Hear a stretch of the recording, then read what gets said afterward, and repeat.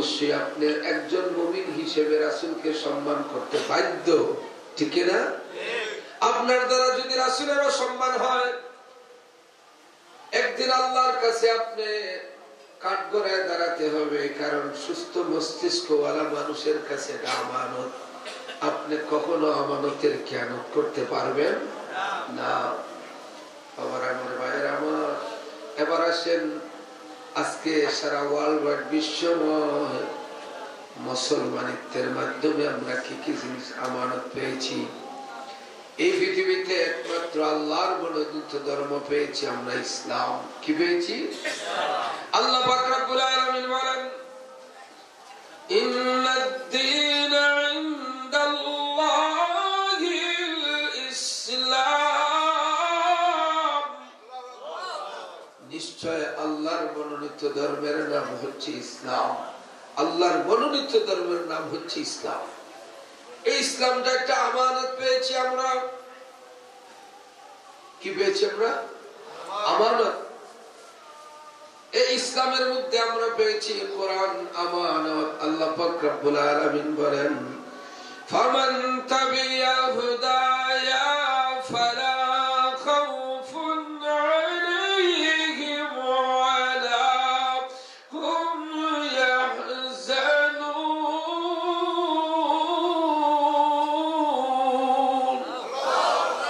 এই কোরআন মানুষকে দুনিয়াতে তার ভয় থাকে না, আর মরণের পরেও চিন্তা থাকে না। কোরআন এবং হাদিস যদি আমানতকে যথাযথভাবে সে রক্ষা করে চলে, যেটা বলুন না সুবহানাল্লাহ। কোরআন আপনার কাছে আমানত।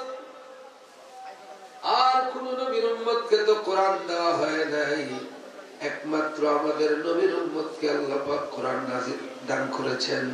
এটা আমানত। যে পরিমাণ কোরআন আপনি তেলাওয়াত করবেন, অনুরূপ ভাবে কোরআনের ভিতরে আল্লাহর কথাগুলি আপনি মনোযোগ দিয়ে শুনতে হবে। আজকে যে ওয়াজ মাহফিলের কেন প্রয়োজন? এই শাহী পাক দরবার শরীফে ইচ্ছে করলে পীর সাহেব যিনি ওনার সহবতের মাধ্যমে বিদায় করে দিতে পারতেন, কিন্তু ওয়াজের মাহফিল কেন? এই আমানতটুকু মানুষকে মেসেজ দেওয়া।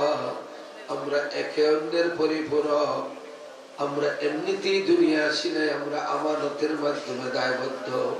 কোরআন আমানত, হাদিস আমানত। একজন মুমিন আর একজন মুমিনের জন্য আমানত। শুধু আপনি একা জান্নাতে গেলে তো আপনি আমানতদারি হাসিল হবে না। রাসূল শুধু একথা বলেন নাই, শুধু আমার কথা শোনো, বলেছেন বাল্লিগানি ওয়ালাউ আয়া।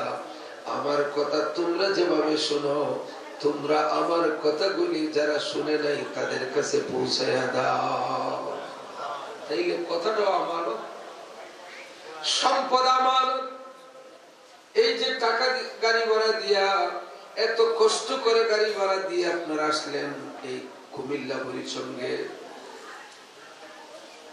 তার পিছনে মনের একটা প্রশান্তি আছে। টাকা খরচ হোক, তবু আল্লাহর ওলির দরবারে যাব। আপনি সম্পদ ব্যয় করেছেন, টাকা খরচ করেছেন, এটা একবারে নির্ভেজাল ভালো কাজে আপনি ব্যয় করলেন, কারণ নিজেকে সংশোধনের সুযোগের দিকে এগিয়ে নিয়ে গেছেন, নিজেকে জানার পথে আপনি এগিয়ে নিয়ে গেছেন। তাইলে আমাদের উচিত হলো আমরা আমানতকে যথাযথভাবে হক আদায় করে চলা, বলে ঠিক কিনা?